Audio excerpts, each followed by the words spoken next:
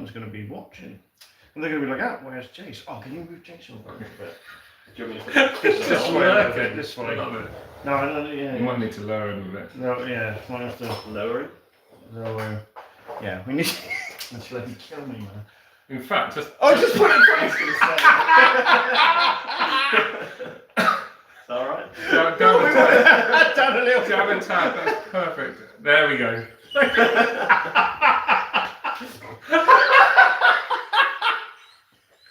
I'm so glad we're already there. I can't do that. Oh my god, that's hilarious. I've got dreams like that. Oh my god.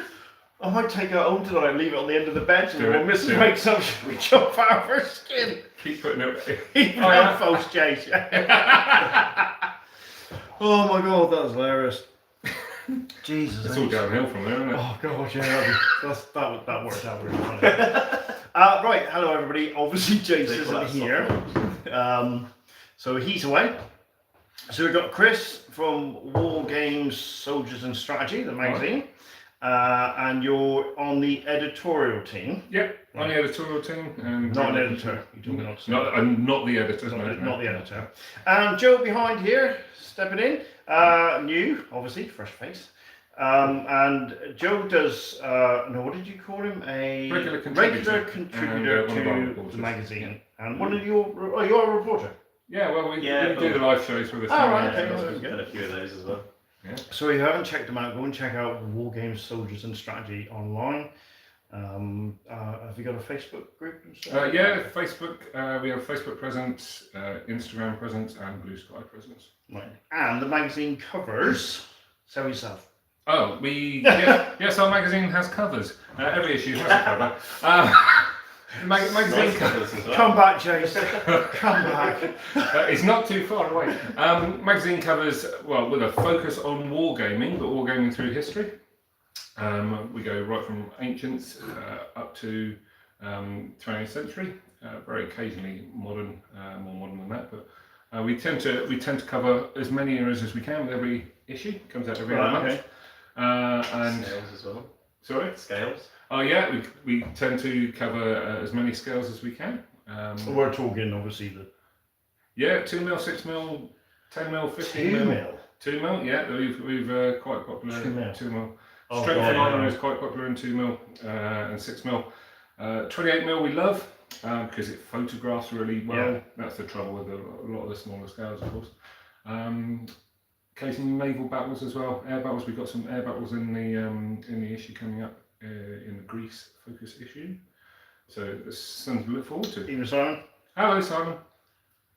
Yeah, Simon's been on the channel before. We are gonna. He doesn't know this yet, but we are gonna get him back soon for a game. Splendid.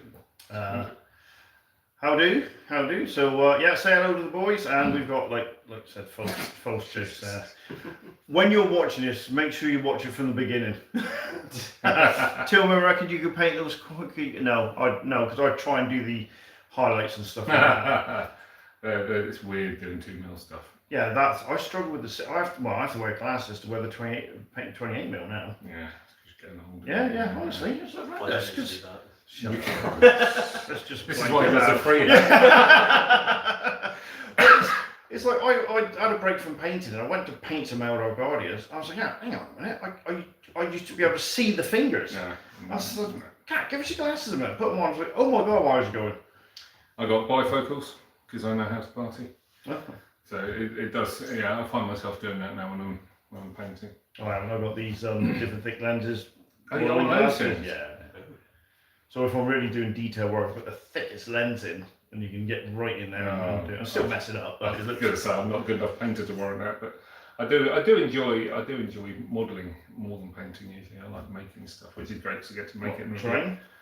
I like making terrain. Made some recently, but I don't have anywhere to store it, and I don't play at home. So anything I make goes to the club, which is fair. I like to contribute, but I focus my time more on minis. Do you want to, just in case anybody's watching in the southwest, promote the club?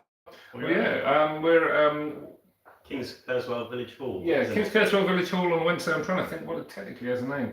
King's Kurzweil War Games Club, I think. Okay, King's Well, you kept it Kurzweil simple War then. Club. Yeah, well, And no I one just just went up a year Alright. and they let me in. We're in King's Kurzweil every Wednesday evening, and it's a really chill club. Really nice. They play a range of games. There's a lot of bolt action is played. A lot of Blood Bowl, Ghost Ark. Oh, really? Yeah. Yeah. Oh, Blood Bowl. I was surprised. I gave up playing Blood Bowl on the polystyrene board.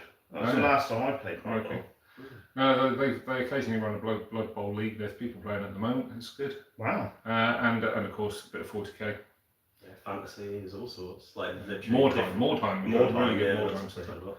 All right, so you can play some of the smaller, what I would call the smaller games, Yeah. like Absolutely. Blood Bowl and Yeah, Warhammer yeah, and yeah. stuff like that. Most of the games are booked in on a Facebook group, which is ideal for men in their 30s and 40s.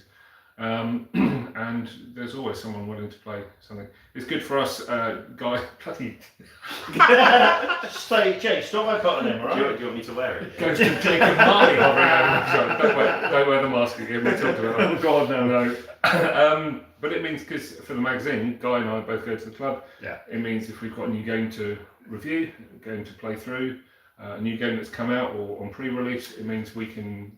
I'd be remiss if I. Have you ever heard of a game called Brethren? Heard of it, but not. Right. I don't know. Okay, so mate of mine's son-in-law has come up with the rules, and it's got quite a bit of traction at the Plymouth Wargaming Association when they do the weekend. Yeah. And down at Crossroads, which is a local gaming Yeah, I used to club. go to Crossroads. Yeah, it's picked up momentum there as well. Some Ah. small skirmish games. I think it's like Romans versus Celts, stuff like that. Oh, cool. And Just it's played on a 2x2, so a very small skirmish What game. scale?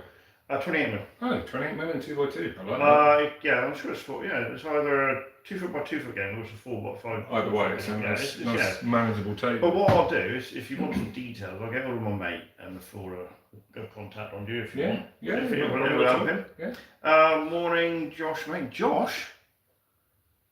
As in, oh God, morning. Bloody hell, Josh, what are you doing? Josh is the gentleman I was telling you about Oh, in Japan. in Japan. Oh, That hello, was Josh. desperate to play Baron's War, so I really want to rub it in. You'll see tonight how to lose big time, and possibly how to win. From my perspective. Oh no, we can't have two losers. Oh yeah. Yeah. I hope you enjoy your win tonight. He's the one with crossbows again? Yeah. Me, not me. There will be errors in tonight's game. I apologise in Of course, advance. I'm playing it. God, no. But in terms of knowing what's going on, we are about 80% of the way, I think, with the rules. So The rule book looks very nice. it's really nice. It's really swish. It's a lot better than first edition. It's a great game. It's a clever game. It's a very self-contained game in the sense that the mechanics work in harmony to sort of limit themselves, which is I like when games do right. that. Excuse me, but the first edition was I used the word soupy earlier. If you remember, it was quite soupy. It was quite hard to wade through. Tricky to. I used the word soupy earlier. Sorry, just catching up. So you Feedback. look on the comments. Instant replay available on all good YouTube channels. Yeah, so the second edition's been streamlined. So, like, combat resolution in the first edition had a page with the most intricate flowchart you've ever seen. Right. Okay. Like brain surgery would have been on a par with this, and it's been trimmed down, pared back, and it's actually. We are still lacking complete familiarity with it, but it's quite smooth when you get into it. But don't you find that with any second edition, they do sort of streamline it a little bit? I mean, I remember when it went from second, it had 40k to third. Yes. Even I was like, what have they done to the game? Because they just streamlined it and made everything a bit weak, or my eyes were weaker and stuff like that. And I was like, oh my God. But then you actually play it, it's quite There consistent. wasn't really much of that. There was Yeah. a few like overpowered like priest models that had Yep. like game defining skills. So every retinue had a priest in it, but For Baron's War. Baron's Oh, War right, first okay. edition, and that's been brought right back. Yeah. So And you'll find tonight, was it Josh out in Japan? Yeah. You'll find tonight, Josh and other audience members, that we're only using the vanilla special rules, so you can get upgrades. Like with a lot of games, you can get better kit or specific skills for your your troops. They call them groups in this. But... So what you're saying is, you know what I'm like, and you've kept it simple. So, quick answer to Jason. You might not have heard him say the question. That's right, Chase, you're there. He's asking, where's the tea and biscuits? So the tea's here, and the biscuits are off camera. Can you grab a biscuit? So you probably don't believe we've got biscuits here. You mentioned the thermos of hot chocolate. Because we're old men, we also apparently have a thermos of hot Save chocolate. me some biscuits. No, we're not going to save you any biscuits, Jason. Although, if you're very good, Rich might leave the biscuits that I bought as a peace offering, so you can have them next time. Oh, you choochie little thing, isn't he? Choochie little. He's honestly going to kill me. It's like I need another one of him on that shoulder, just being sort of just to balance more it out. angelic. No, it's like the devil and the angel. Yeah. Do it, no. So you can ask these chaps anything about the games they've played, that'd be great. So tonight we're playing Baron's War for the first time. This is something Jason and I are going to look into possibly. Jason's now thinking, are we? Getting guests in to show us different games. Because I know Jason's desperate to play Firefight, which is a 40k version from Mantic Wargames. So we're going to get possibly someone who knows how to play that to come in and show him, and I'll film that because I'm not overly worried about playing that game. Chronicler, looking forward to seeing Baron's War. Guys been collecting and painting the minis, but haven't got. Yeah, I know. And I was obviously, Josh, telling him about the fact that you painted a lovely hospitaller army with the black. And he's done it really well. Nice. Yeah. Yeah, no, they look amazing. Oh, no, you need to check him out. Sword and Saki. Sword and Saki. Yeah, yeah, it's great. I love that. Because he does a lot of Games Workshop retro games. So you've got Crown of Command, but it's the historical side of things. So it's like Test of Honor and Baron's War. He does that as Sword and Saki.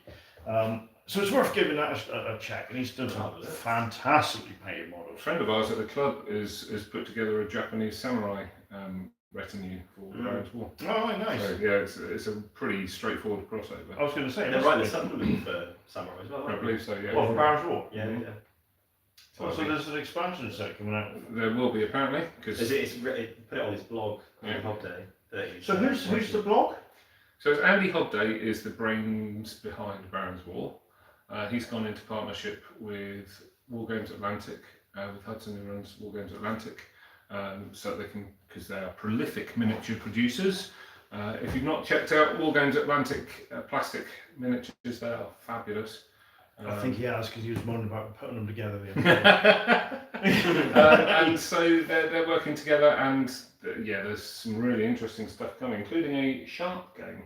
Yes. Which we're very excited. And the minis for that look good. Isn't there a risk of saturation? Because there are some Napoleonic games already out there. Yep. Oh, right, okay. Yeah, there is, yeah. But Shark Rifles, isn't it? Yep. They've got the license for it, haven't they? They've got the license for the actual thing from Cornwall. So. Oh wow! So that's a difference in their case, because there's Sharp Practice by the Lardies, which is a good game. But this one will be officially licensed for the images and that. Likenesses of the actors. So looking forward to that, and some fancy stuff in small scale. They've got some small scale Japanese stuff, which is lovely as well. Have you seen the Test of Honor stuff? Yes, I have.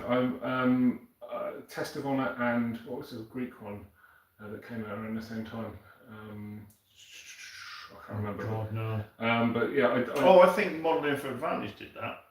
They may well have done the Greek one. I can't remember what it was called. I had a force together for it, but yeah, something with heroes or.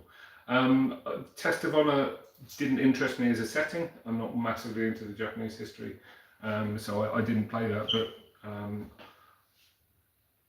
I think it's a set with a lot of potential. So I'd be interested to see where they go with Baron's War with that setting actually. If they don't have, sorry, but you got all your samurai Ashikaru and all that sort of stuff, but you're gonna have to have ninjas running around. Yeah, of course. Well, it would be wrong not. You just wouldn't see them. Right. Just move a bush. What's else for ninja? So yeah, I don't know where they'll go with that. Looks looking... He's changed channels to more Swords and Saki. Oh, there you go. Morning, Swords and Saki. Nice to see you. Josh, we know it's you.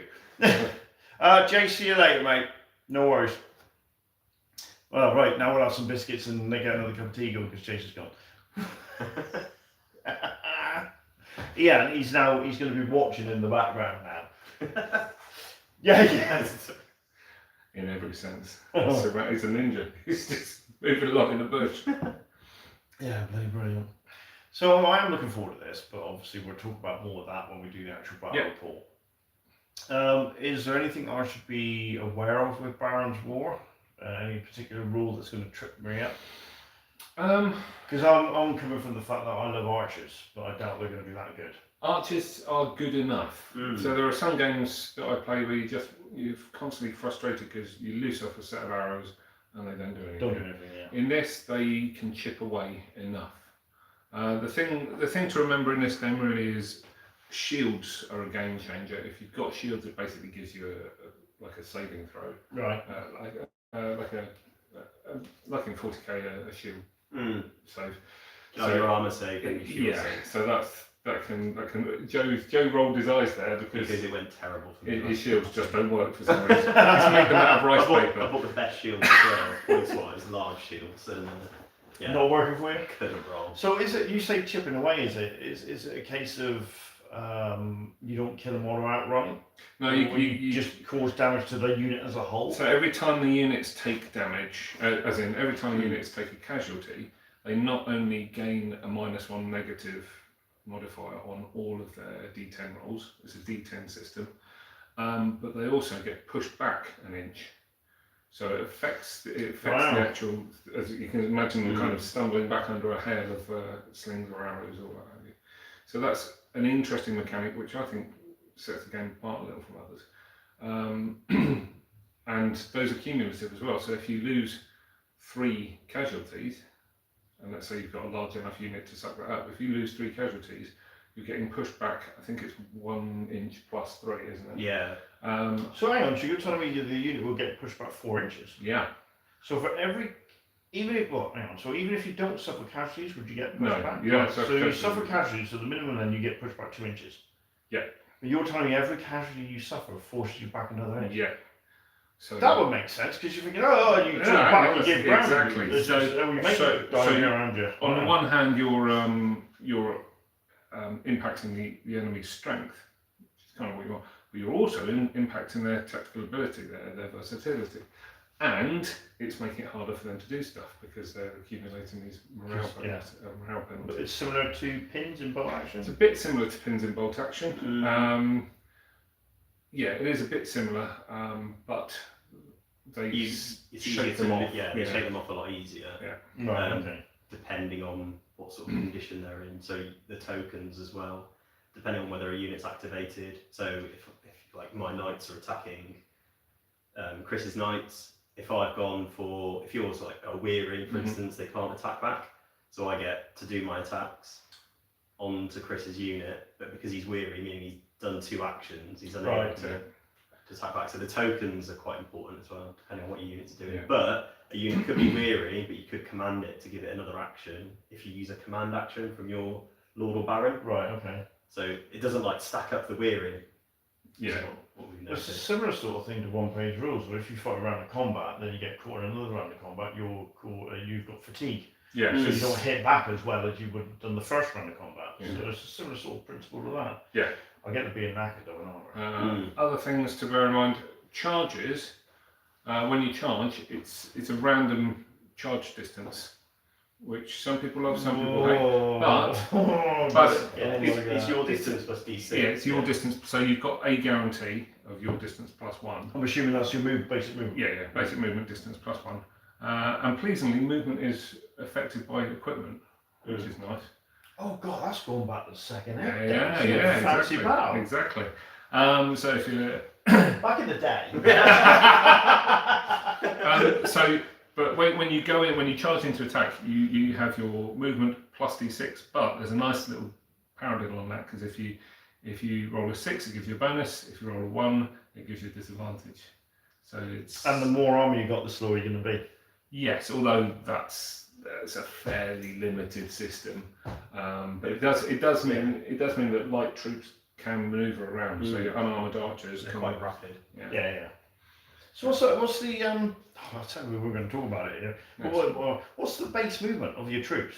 Is it standard like 6 inches? 6 from the right. But most troops who are in armour, which in this game is quite a few troops, are mostly moving 4. Yeah. So Oh wow! So it does affect you. Yeah. If they've got male armour or female armour, At least you call it mail, not chainmail. yeah, there we go. Saw that one coming. If they're wearing male, I think you feel while I'm twitching on that. I think you might twitch a couple of times by the end of the evening. If they're wearing mail, as a lot of them will, then it, I think robs them of 2 inches. Yeah, it's 2 inches, and then mounted units it's 9, and then it's minus. Apparently. That's why she always crashes the car. Yeah, so unarmoured mount, like if you've got light troops on horseback, they could be quite speedy. Yeah, I imagine that. And what's really going to be going through my head all the time is where we're moving these models, and I can actually take it from real experience. Because when I'm wearing my Templar kit and I'm out to tour in mail, you ain't running anywhere. No. You're like a tank. Yeah. You'll amble somewhere, and you might do a slight jog, but you ain't running nowhere. So I get it. There is that feel when you're playing as well. Like Yeah. If you're going up against levy, with hand weapons, with no armour, and you've sent some knights in. Oh yeah, they should mother it. Yeah. They're going to tear them apart. Yeah. Which is Well, they should. that's the reason. Yeah. So a lot of the troops have a basic rule specific to them. So knights have a chivalry, and that defines who they can charge and they can ride troops down and things like that. I'm thinking of your peasants straight away. Yeah, okay, that's it. Get Ride stuck them in. down. They've got Sorry My Lord, haven't they? They have got Sorry My Lord, which I can't remember. Was that? I can't remember now. Well, Hang on, they've got a rule called Sorry My Lord. Yes. Sorry My Lord. I think it's something to do if they fail something, you can re-roll it. I think so. Like it's something like that. If we got it written down, it should be Sorry My Liege, really. I think that would be better. But for example, this is a nice one. So if you buy archers, bearing in mind this is set in England, if you buy archers and they are regular or better in terms of their quality, then they get a rule called Every Bloody Sunday, which means that they can do a little move, a little 3-inch move, and fire as if they've not moved, which is nice. What, once a game or? No, every turn. Wow, but you got to pay for that. No, that's Just well, make it that's- regular. Yeah, as long as you're getting them at regular, it's included in their base price. Am I regular? Yeah. Good. Mine aren't. Advantage me. And you've got I'm still going to lose. and you've got a unit of crossbows which can be quite tasty, Yeah. as you'd kind of hope in a way, especially up close. You don't want to be getting a crossbow bolt. So Oh yeah. Sorry. It's like that. Chris did say he wasn't going to bring them. But... No, I said I might not. I said I might not. Yeah, but there's a tradition on the channel that the guest wins. Yeah, this is true. I didn't tell you that, did I? Yeah, so This is a little unnerving. Just. You leave them So one of the things in first edition Baron's War was the rolling of natural 10 or a natural 1. Yeah. If someone rolled a natural 10 to attack you, you could only defend it with a natural 10, which, statistically you stun and brick it a little because that's unlikely. They've done away with that as a general blanket rule in second edition, which makes it a lot smoother because you don't have to track individual dice. Right. But what they've done, crossbows still have that at short range. So if you're able to engage his armoured troops at short range, then you get that little bit of a buff. Which is So if I roll a 10, he needs to roll a 10 to defend You you. did that a fair few times last game. Oh, come on. A fair few times. I might have done it once. but that ain't gonna happen today, mate. Don't worry about It'll it. be Rich doing it, so Yeah, I'll be rolling the dice. famously Lucky Rich. That's what they call him, Lucky Yeah, Rich. apparently so. Yeah, Rich deliberately uses loaded dice for those ones.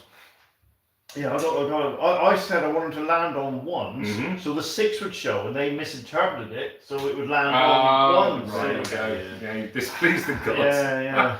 That makes sense. But yeah, I'm looking forward to seeing how it goes tonight. Yeah, that should be good. And the board's quite small. Yeah, it's played on 3x4 with some very Lot of crazy terrain. choices of setup. But yeah, terrain is important, and actually there's lots of rules about terrain. Andy Hobday really quite likes He's also the author of Gangs of Rome, which is really 3D.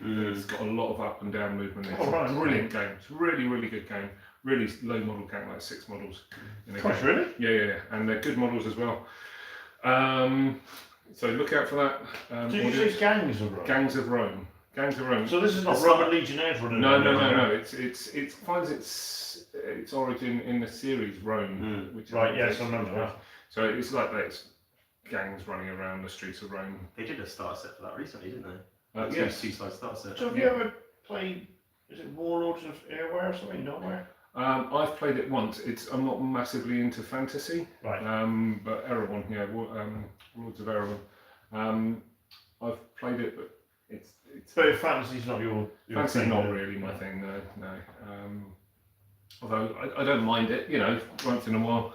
But that didn't really float my boat. I can't remember who wrote that, but he's done was it Rick Priestley? Yeah, that was Rick Priestley. Was it? Yeah. He's That's a D10 system as well. Is it? I think so. Yeah. I like D10 systems. I was hoping that when Bolt Action version 3 came out, it was going to be D10.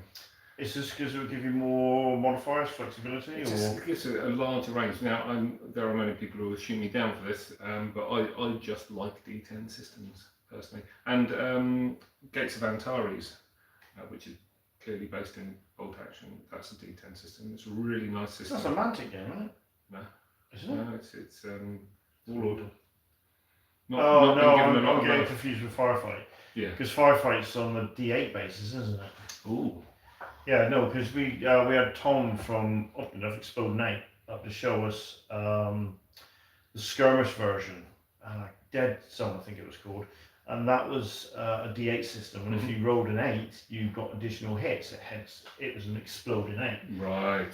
So that game carried on. I think that system, or that rule of the 8-sided dice carries on, and I think Star Wars Legion was a sort of 8-sided base, but odd-coloured dice and really weird. Star Wars Legion. So that's the one I played. Star Wars Legion is the one I played. It's not red and white D8. dice, wasn't it? Yeah, but they're not. It's not numerical. It's symbols, isn't it? Yeah. So it doesn't work quite the same mechanically, but that's a really nice system, Star Wars Legion. But it's all about.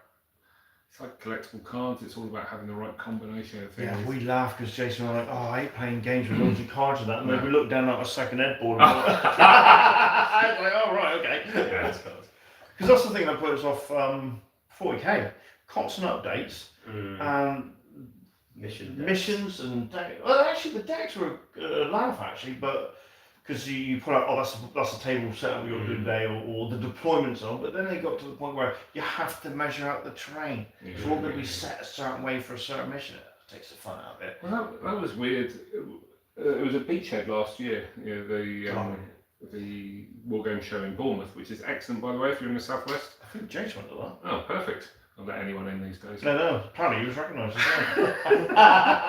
well. Sadly, not by security. No, but he looks like that. You go into the Bolt Action tournament, and it's like really lovely themed tables, and you go into the 40k, like contemporary 40k tournament, and every table is identical. Yes, it's weird. Yeah. Like, MDF just corners like that. Yeah, exactly the same layout. The 30k ones looked amazing. Yeah, they did look cool. But you constantly see it on Facebook all the time. It's like a fantastic looking board, woods, river, couple of hills, this and the other. Oh, I can't wait to play a narrative-based game on this sort of thing. Blah blah blah. And then it's got people crying underneath it. Oh, that doesn't fit the 40k rules. And it's not set up properly. And they're trying to control everything. Yeah. And I'm too old for that. I just want to have fun and tell stories. I'm crap at setting up tables, always have been. And Jason normally sets up the tables. And he knows which side I'm going to bloody pick anyway. So I swear to God, sometimes on a subconscious level, he does tweak. He's playing those psychological games. Yeah. It's like, I don't think there's any angles. We set up. Oh, look at our angle there! You bloody bastard! God, it was mortars set up. Just perfectly. Well, I know he doesn't think when he's set up. I know he does. I'm just yanking his chain, but he does set up some good boards. It makes such a difference. Yeah, it makes such a difference. And it helps tell the story as well. I was saying earlier about painting some airfield terrain recently. A guy called John Banks. Look him up on Facebook if you like cheap terrain. dirt cheap terrain. You can fill a table for 25 quid. Wow. 3mm MDF, so it's chunky, perfect for club use. I got an airfield set, and it was a control tower. This is 25 quid delivered. A 28mm, a control tower, a massive hangar, a radar, 2 radar Is dishes. this 3D printed? No, it's MDF. Right. Sorry. Sorry, Yes, 3mm MDF. So a massive hangar, control tower, 2 Nissan huts, and 2 radar dishes. 25 quid delivered. Put it all together. Wow. Quick paint job.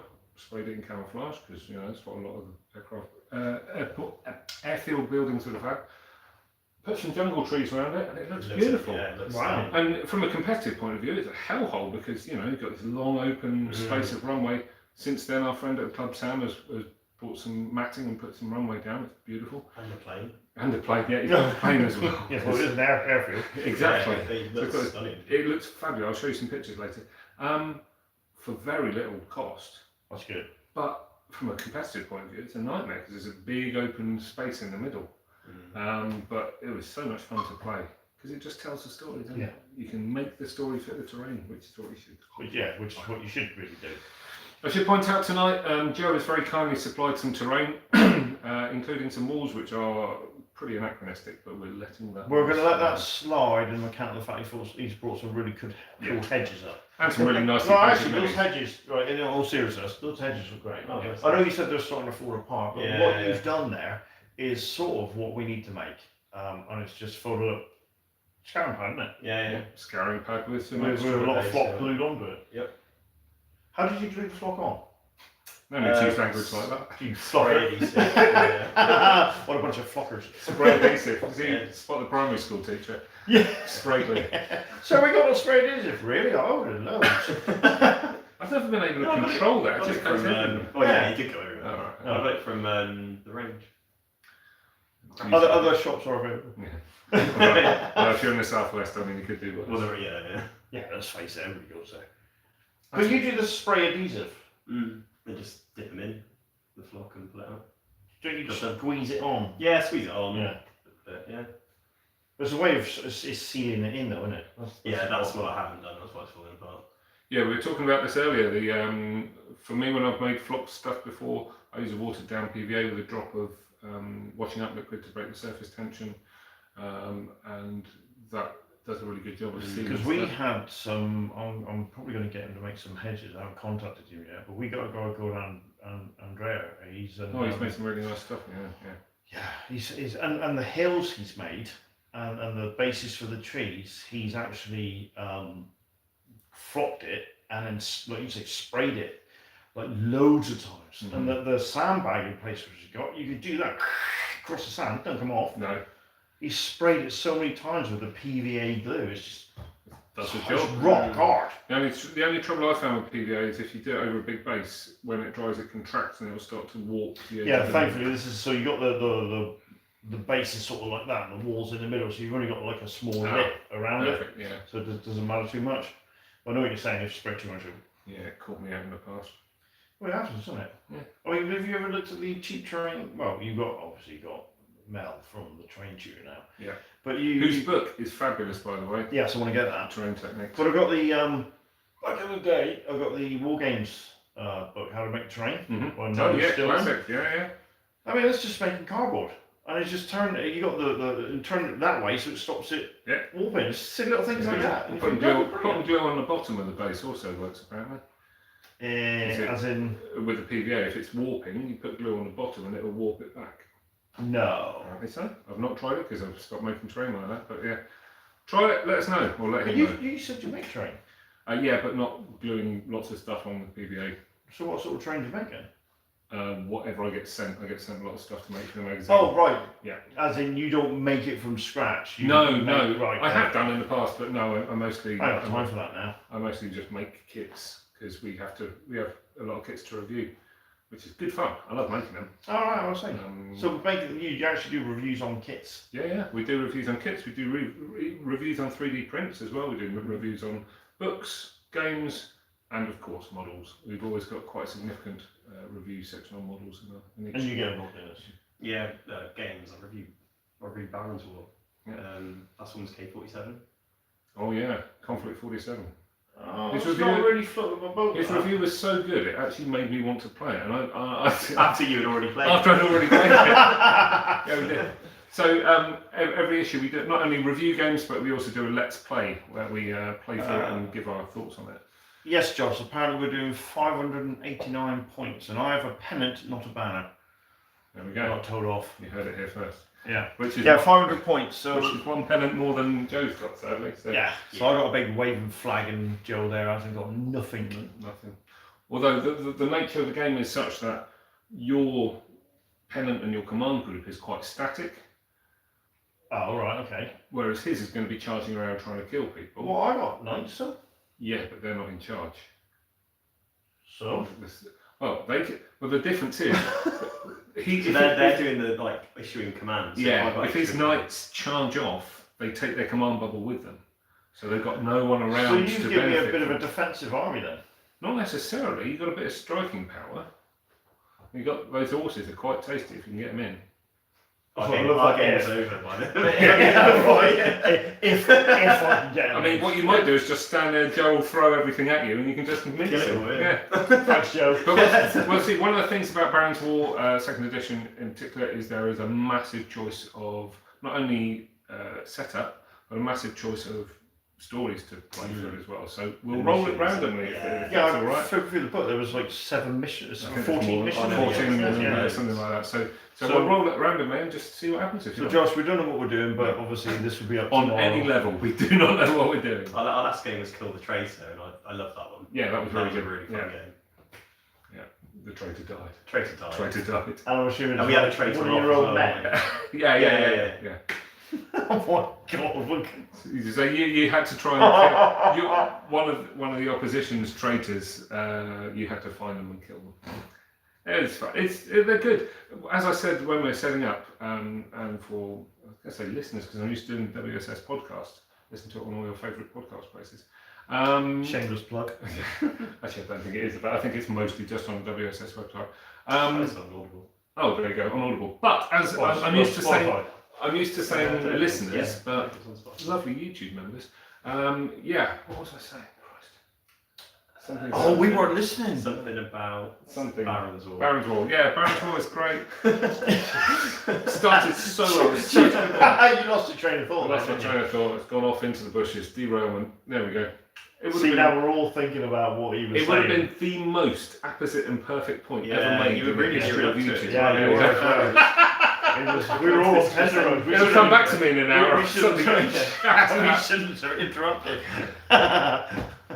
No, that's gone. I think you were talking about the points and the fact that I could be stood there, and you're saying there's enough there to do any Missions. sort of missions and. Missions, yes. One of the things I was saying earlier. Okay, thanks, Jace. One of the things I was saying earlier is it's a really good game system for telling stories, which we love at the club, we like at the magazine, and I like personally. So we're going to go in. We're going to randomly roll the mission. Yep. Then. You're not going to do like a starter mission where it's just kill everybody. No, You're just going to it's throw me in boring. at the deep end. And that'll hopefully make things a little more even as well, because it might be that you've got a relatively defensive eye. It's no more defensive than Joe's actually. He's got spears which are quite defensive. But I haven't got no spears. you haven't got any spears. Well, I've got crossbows. You've got crossbows. And You archers. can't have everything. Can't have all the toys in the shop. But it means that you might find that you're having to do something that doesn't suit your army, which is I quite like things like that. Mm. I'm so going to lose. Well, It's going to be so much fun though. hopefully it's a good game. Tells a good story. Yeah. But I know my archers have all got peasants in their quivers, so I'm not even worried about that. All I've got to do is take his archers out. Yeah, well that's it. Take each Mine other's are arms. green, so they're quite easy. Mine are though, aren't they? No, yours are regular. Oh, I got green. Oh, my levy are green. Your levy are green. You've got in your. What are your levy? Regular. No, they're the same. They're they're literally green as well. identical. Hang on, then. If I've I've got got more two. models, something in his army is going to be well hard. Yeah. He's got And more veterans. Potentially easy to kill. No, I've only got one. Okay, no, I don't know what he's done. I can't remember either. I'll look in a minute. Oh, Yeah, and then my sergeants are regular, my knights are veterans. Yeah, it's not going to be hard, isn't it? I think mine has the veterans as well, but we'll check. Mm. Right, so I hear green, regular, veteran, and I'm thinking bolt action. Yeah, there's a fourth tier as well. There's irregular, but yeah, that's our. So I'm assuming regular are pretty good. Regular are going to be better than. Yeah. So it goes green, irregular, regular, veteran. The difference is not only do their stats get better with each increased level of experience, but also they have more access to special rules. I'm assuming, I would have thought most knights would be veteran standard. I'd be very surprised if you had regular knights. So I think I'm fielding, by me, I mean yours tonight, I think they're being fielded as veterans simply because that's what I did before. But I've got a tournament coming up and they're going to be regular because... Right, so you can have regular knights. You can have I think you can have irregular knights as well. So I'm quite... Newly knighted squires. Exactly. This is what I was saying, the story that I've concocted behind them is that it's the eldest son who's just, with his dickish posh mates, just flouncing around in his fancy new armour and thinks he's all that. And bumps into you. Exactly. So we'll that's the plan. So I'm a right, hang on. So the leader is the guy on foot. Sergeant at Arms. But the Baron's son is pouncing around in his armour. Yeah. But your leader's on horse. Yeah. Mm-hmm. Which makes his horses more of a threat. Yes.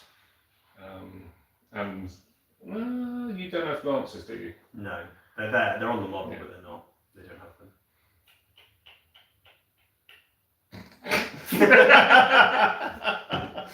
Oh look, he's look at that. He's reaching for his cup. I guess I've got to make a brew. All this talking he's doing. Yeah. Can't get a word of it, James. Yeah, show it, yes. Yeah. Oh, look at his twitchy face.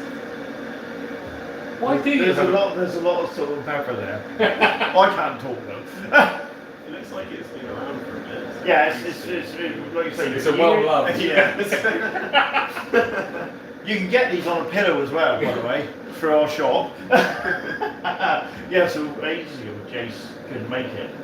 But we weren't sure if he was going to be able to make it from where he was driving down from our country. And he was, I was going to try and get there. I said, well, just in case, don't worry about it. And I thought it'd be hilarious to have a photo of him.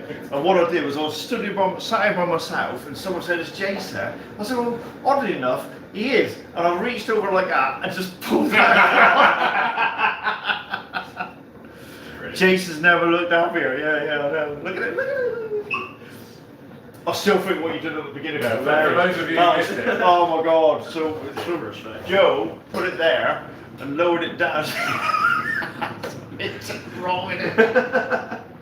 But he's having a break. Oh, very much so. Yeah. Yeah, well, really, I got the subtle hint. Yeah, good. Going for something. Right, so Joe, what you got? You know it's a class act when we're making tea on the live stream. Yeah. Right. Yeah. For anyone at home, can you see the gorgeous pattern of this? This is the scout hut. It's amazing. I love This it. is the scout hut. This is an ours. It's like the last 30 years just haven't happened. Happen to happen now. Isn't that your mother? No. Right, so that's mine. That's Joe's. Joe has sugar. You don't. But you both have milk. Thank you. Oh, and controversial news. He's putting in the milk before the water. Ooh. Did you enjoy your cup of tea? I did. It was a very nice cup of Shut your tea. face then, innit? Because I find if I use strong tea bags, I can control it better. But if I use some weak, He says, pouring hot water over my leg. But if I use like a weak tea bag, like an Earl Grey, yeah. I don't put the milk in. Well, I don't want milk now anyway. Lovely. God, you moaning bunch of bitches. Just softening it up for later. I'm doing very much Jason's style of psychological warfare on you. Don't forget to have a go at my painting then. You lucky YouTube audience today will get to see some of Joe's lovely painted minis. Yeah. I mean, look, milk before the water. Cambridge. It's how English. You see. Just for the record, it's cream then jam. Yes. Oh, yeah. Jam We're and cream. all agreed on that. All No, it's agreed. not. Cream's the Cream butter. and jam. No, it's jam then cream. No, it's not. Oh, Yeah. no, it's cream and then jam. Do you know what? It doesn't matter. It all comes out brown. It's irrelevant. My daughter nailed it. She goes cream, jam, cream, jam. Oh yeah. cream, The Do you know cream what? is the butter. yeah, exactly. Oh no, no. Yeah. See, it's no. It's too close to the table. When you're that's what it making a is. sandwich, do you get your bread, put your ham on, and then put the butter on the ham? Yeah. Fair enough. That's why I put the water in. Weird. Yeah. Actually, I am actually of Cornish stock, but Do you know what, Joe? You're going to get a frothy cup of tea. Extra flavour. yeah. What makes it so nice? But you know what I do when we go out now? Just to avoid controversy, I actually do one of each. So if someone says I anything thought like you that, thrown out jam. jam first, then the cream. Otherwise, the cream goes everywhere. What? No. I was brought up jam then cream, and I don't know which way that's what That's, side that's of the usually the that's Cornish, right? Yeah. So I think I'm a Cornish family. Okay. That's So, it's got but I that. get that. I get my sister. But I get the cream first because it makes more sense. Yeah. Because then you can slap a lot more jam on. Exactly. Yeah. Do you know what? Guess what Jason and I are going to be eating at the next live chat? And I'm going to do it live. Yeah, so you got to make them on camera. I also want to see butter some ham, but that's more of a. Yeah. That's on a different channel. you got to pay for that channel. Only hams. No, because we were talking about painting the rims of bases. Someone said only rims. Oh no. It went bad. Some of these conversations go dark quick. Bloody brilliant. Right, so there's your cup of tea. Thank you very much. Is that all right? That's perfect. Beautiful. I haven't tasted it yet.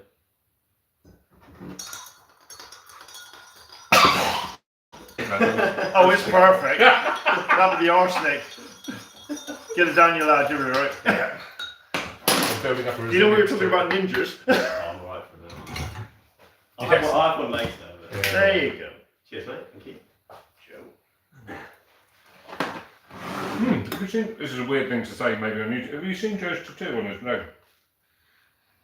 I don't know if this will work. Okay, this has gone weird. Are they giving you shout You'll about the appreciate tea it. bagging, Rich? Oh my god, it's now, I'm going to say, because of the colour of that, I want to say Dark Angels, Yeah. but it's quite light, it should be Salamanders. Yeah, it's, That's cool. It's it good. is cool, isn't it? That's cool. It's funny that you got a Triton Marine on your leg. Before they say anything. Tea bagging technique is a very personal thing. Oh. It is, Josh. And these tea bags have no strings on them, so it's hard to dunk them, Josh. So ages ago, just to bring that into context, and it still comes up now. It's, Yeah. it's going to be on my coffin, Right. on my headstone. So Josh was talking to his friends. He was doing a live chat with his friends, and he said, "Oh, someone mentioned tea bagging. I thought of Rich and Jay straight away." And I'm watching this. I'm thinking, "You what?" And then he said, "I found out what it meant."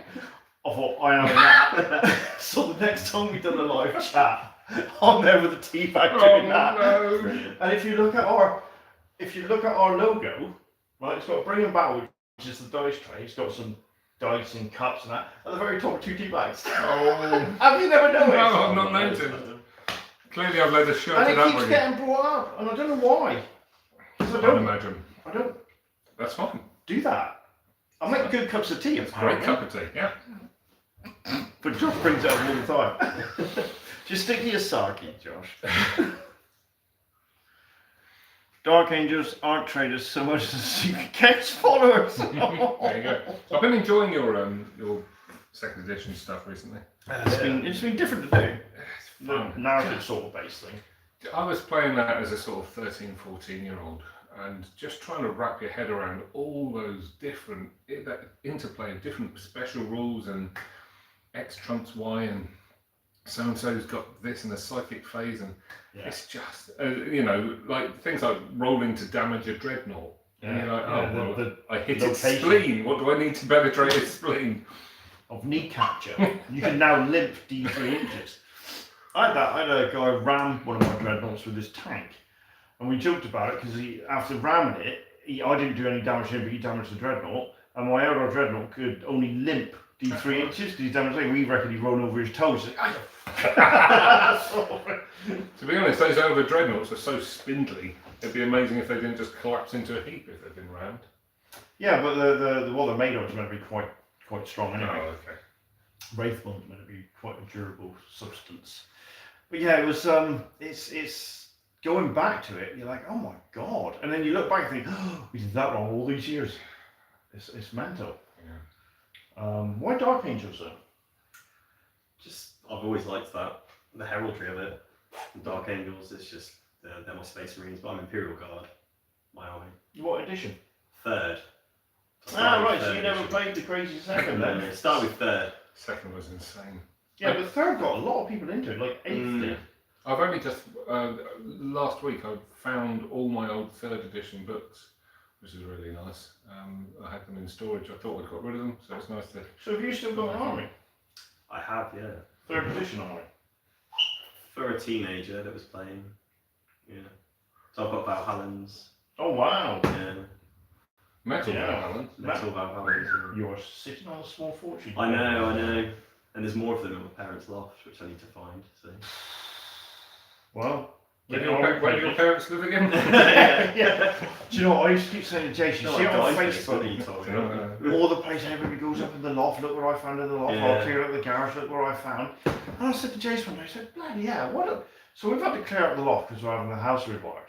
And I grabbed this bag and I thought, oh, bloody, a little carrier bag, that's heavy. Looked in there and I saw some models with door paint, some plastic soldiers. I thought, it shouldn't be that heavy. So I tipped it out. I thought, you are kidding. Well, So I thought I'd melted these models down to make a medieval belt, as you do. And it don't was try this at home, and it was kids. the Bio Titans for Epic. Wow. Oh, And I thought, crikey. bloody hell, there's never. And I checked it, it was all there. And I saw the other one, I thought, oh, it's missing the guns. The guns are there as well. So literally, I had two Bio Titans that I thought I'd lost or got rid of. Melted down. So now I've got 4. And I said to my missus, these are going for like I was going to 135 say, quid. Yeah. 4 Bio Titans or an inheritance. Yeah, so it's this, well, I had to send a photo to Jake, he goes, you only saying the other day, I don't find nothing in the loft. Yeah. I was so chuffed. But yeah, so that's cool. Yeah, 3rd edition, when that came out, that's why I met Jake, to be fair, in the shop. I was just queuing and, oh, you get the 3rd edition? Yeah, and just started chatting and that. And my mate at the time I was gaming was in the Navy, so he went abroad on deployment. And I started gaming in the shop, and then, oddly enough, and we've always joked about this, people would watch our games. Fast forward 20 That is years. quite surprising, yeah. And I'm watching our games. And he still rubs it in as well. I don't find anything in the loft yet. And he still rubs it in that one of the games I lost against him is because back in 3rd you couldn't attack, you had to attack the wherever you were attacking the tank. And he reversed his tank against a hill. So my G said he couldn't get around the back to hit it. And I lost the game. And he still winds me up about it. I shouldn't let him do it, but it does, it winds me up. But it's just like, but yeah, so we have some cracking games down in the shop. It was a characterful game. I enjoyed playing it. But we feel 3rd is more hero hammer than 2nd. Yes. Because, a character in 2nd might have 3 attacks. But that's it, and you can only attack whoever is in base contact with. Let's face it, your base boy, it's only with 2 people. 3rd edition, I've got 5 attack, and I can attack everybody. Yeah. So yeah, 3rd is, but it streamlines it. Yeah. Because I mean, you can enjoy it as much as you like, and that nostalgia is strong. But 2nd edition is shambolic on the table, isn't it? Not shambolic, but it's chaotic. There's stuff everywhere. We done oh god, it killed us. Broke me. We done a 2,700 point game last week. Filmed it. We left the. I must have got home about 3 o'clock. Wow. Oh no, that's early. No. Did you not tell him what time we're going to be here? He said late. Oh yeah, well, that's in the next day. You know, sunrises, don't you? I think I said late in capital. So we but a 2,700 point game, trying to film it as well, took nearly 4 hours to do, and crushed it down to like 1 and a bit hours because we had to summarise a lot of it. You couldn't film it live or anything. But a normal game, I mean, Christ, we used to play 3,000 points, but that would take all afternoon. Yeah. But then you're not worried about filming wasn't even a thing back then. But yeah, Jason and I could probably smash out a 2,000 point game in a couple of hours. That's good. If we played it like fast. But we couldn't film it. That's the reason. Maybe get away with doing a live one day. I know everybody wants us to do a live stream, but then I'll have to not cry as much on camera. when we flip the table, I'll just have a table in the corner so I can flip it. Your minis are insured, aren't they? I didn't mention that. Yeah.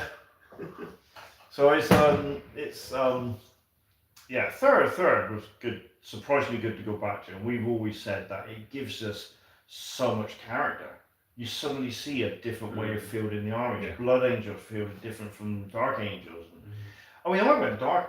Green is my least favourite colour, but I love blue and red. But we were doing a codex review, and once we started digging into the Angels of Death codex for second edition, I was like, hang on a minute, the Dark Angels are actually really quite cool. Yeah. And they've got a good backstory and all that sort of stuff. I thought, I'm going to get a Dark Angel army, and you know, you've got the Raid Wing, the Death Wing, you've got the characters. It's just, there's a lot of character in that army. All the models that you got then, you picked up recently? No, I'm back in the day, so I've luckily enough had the model. Never had a Space Marine army, but my mate, who I used to game with, stopped gaming, so I had mates rates, and I literally sadly got an inheritance, so I went in there and was like, ching, and come away with a load of models, and grab as many, but you sold a lot of it off beforehand. So I managed to get a lot of the second ed models and that. Got a couple of Land Raiders as well. Nice. Yeah. Yeah. But then you get 3D print stuff now. Yes, that's the difference, So isn't it? Where the last cannon don't break off so easily. Yeah, that's or if right. they do, you can just replace them. So it's the fact that you can buy the original models if you want, or get 3D printed. But we both, Jason and I, have said all the time, there's nothing wrong with you using later edition models and playing it in second edition, as long as it's painted in the second edition vibe sort of thing. I mean, like Jace likes the Grim Dark. That's what he loves third over second. But second is just, I like the factory fresh look of the second, all the bright colours and that. All the goblin green and and the orc craziness. Yeah, it's a lot. Oh god, But this is what you don't get in third. Second, I think, creates more memories. Yeah. I mean, looking back now, one of my favourites since I've been gaming with Jason on the channel is my Lictor charged his Chimera, took the tracks out, the thing flipped, the Lictor didn't get out of the way, so we were shooting, it's got dark all of a sudden. The bloody Chimera landed on top of the Lictor and killed it. We wouldn't get that in second, or third or fourth or anything like that. And now it's got really silly. Oh, no, Really silly. I played a few 10th edition. Oh, have you tried it? Oh. Yeah. Any good?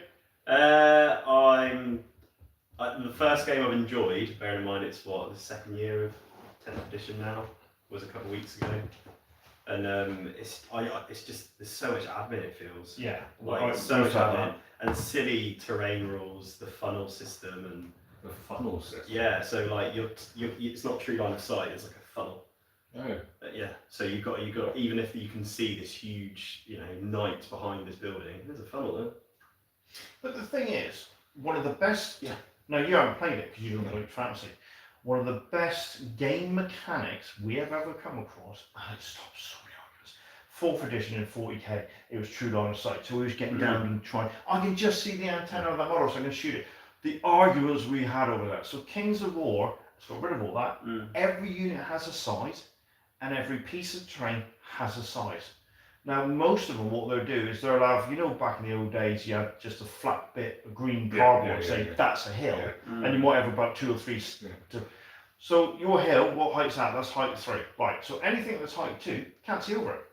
But anything that's height 3 can see over it. So those height 2 can see that height 3, but because they're obscured, it's -1 you're shooting. But if you're really tall, like a giant, well, everybody can see the giant clearly. But woods are like height 6. So because of that, there's none of that worrying about true line of sight. So you can have a massive model, it looks fantastic behind a hill, but it towers over it. But because that hill, that model is classed as height 4, it can see over the hill, but the hill obscures it. So it's minuses to shoot. Somebody say, that is one of the best game mechanics I've ever come across, with that size of units and size of terrain, and it just works so well. We're trying to think of ways we can introduce it to 40k, because it's such a good system. Have you played Dragon Rampant or any of the versions? No, that's the Osprey. So you've got Dragon Rampant and then Lion Rampant, is the historical version, and then Dragon Rampant, so I'm assuming the fantasy. fancy, and Xenos Rampant Yeah. is generic sci-fi. So it's a bit like one-page rules in that it's model agnostic. You can bring whatever. Yeah. It's quite. I'm not a massive fan of it, but it's very playable. It's a great way to use your collection for something different. Yeah. So it's worth a look at. Well, we did get into one-page rules a little bit, and I was talking to Jace about this week actually, because I had to go and get the map.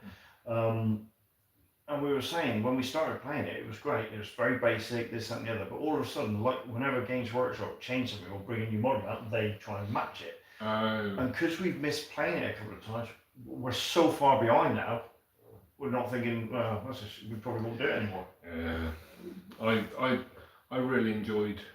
Have we got a question? I see the sun going down there, guys. So let's start again. Christ. Well, yeah, but it's winter now, so it's. We are on the hour. We are on the hour as well, so we are going to have to say bye-bye in a minute. Leslie, hopefully you're having a great time with your grandkids and whatnot, because Leslie always pops in and says hello, milk, 2 sugars, and a couple of biscuits. Thanks for swinging by, Leslie. No, he hasn't. That's the sad thing about it. Yeah, I mean digitally. Oh, digitally. Oh, yeah. When you do watch this, Leslie. We're going to go and play Baron's War then. Yeah, let's give it a go. So this is for you, Josh, really. And I've got to be honest, I'll say this live. Josh has been a great supporter of the channel. Cool. He's been a good friend since I started getting to know, we've chatted and all that sort of stuff, and he's been quite helpful, actually, and quite supportive. So there you go, Josh. All mushy stuff. Nice one. Right, we're gonna love you and leave you, and we will see you next week. Jason, the real Jace. Do I finish how I started? Yeah, go on. That's just creepy. We need to Just lower it a bit more. Proper nightmare fuel right there. So Jace, Joe, Chris, and myself. Bye bye. Cheers. Cheerio. See ya.